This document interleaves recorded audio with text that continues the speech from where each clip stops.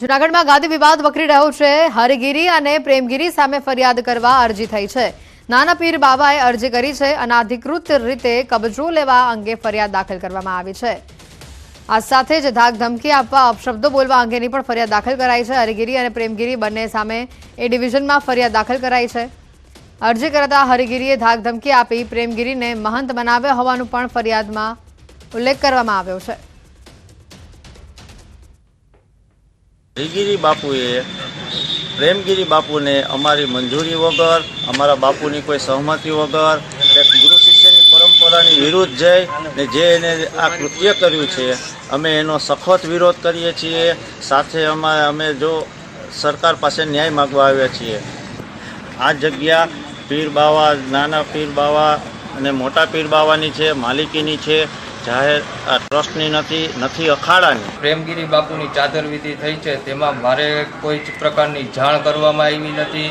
મને ક્યાંય તેને વચ્ચે લીધો નથી। જે હું અંબાજી મંદિર, દત્ત શિખર અને નીલકંઠ મંદિરનો મહંત તરીકે અને ટ્રસ્ટી છું, જેનો વહીવટ બધોય મારે કરવાનો હોય છે। એમ કે હરિગીરી બાપુએ અને પ્રેમગીરી બાપુએ જે કૃત્ય કર્યું છે તે ગેરકાયદેસર છે, જેની અમે ફરિયાદ કરવા અત્યારે આવ્યા છીએ। એક આરોપી 21 વર્ષ પછી દબોચાયો। આશ્ચર્યની વાત એ છે કે સુરત પોલીસે વીમા એજન્ટના કર્મચારી બનીને રાજસ્થાનથી આરોપીને ઝડપ્યો છે। પોલીસે વીમા કંપનીના કર્મચારી બનીને સરકારી યોજનાનો લાભ લેવા માટે આરોપીને જાળમાં ફસાવ્યો। આરોપી વીમાનો લાભ લેવા પહોંચતા જ પોલીસે આરોપીને દબોચી લીધો। પોલીસે આરોપીની ધરપકડ કરીને સુરત ખાતે લઈ આવી છે। મહત્વનું છે કે ગણપતનાથ સિદ્ધિ નામનું આ આરોપી વર્ષ 2003માં સુરતના ઘોડદોડ રોડ વિસ્તારમાંથી દાગીનાની ચોરી કરીને ફરાર થયો હતો। ત્યારે પોલીસે કાનૂન કે હાથ લંબે હોતે આ કહેવતને અહીંયા ખરા અર્થમાં સાર્થક કરી બતાવી છે।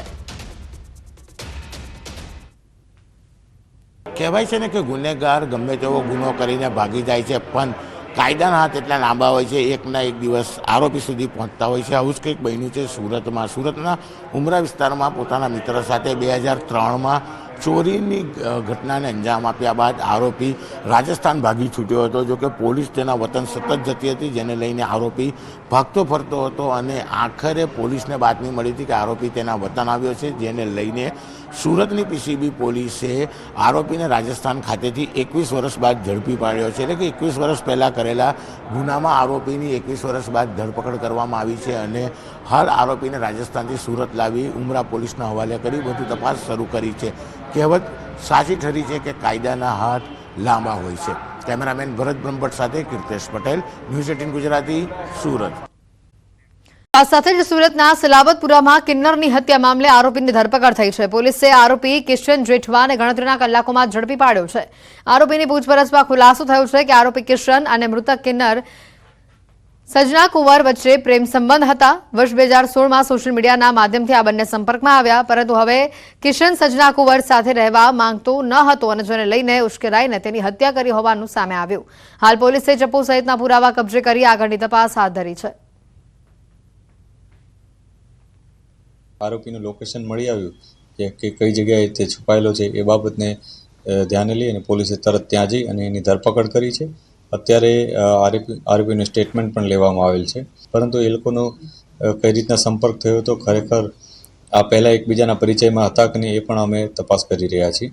અત્યારે આ ઇન્ફોર્મેશન મળી છે, જેમાં અમે આરોપી પાસેથી ચપ્પુ અને એના રિકવરી માટેની પણ પ્રક્રિયા ચાલુ છે।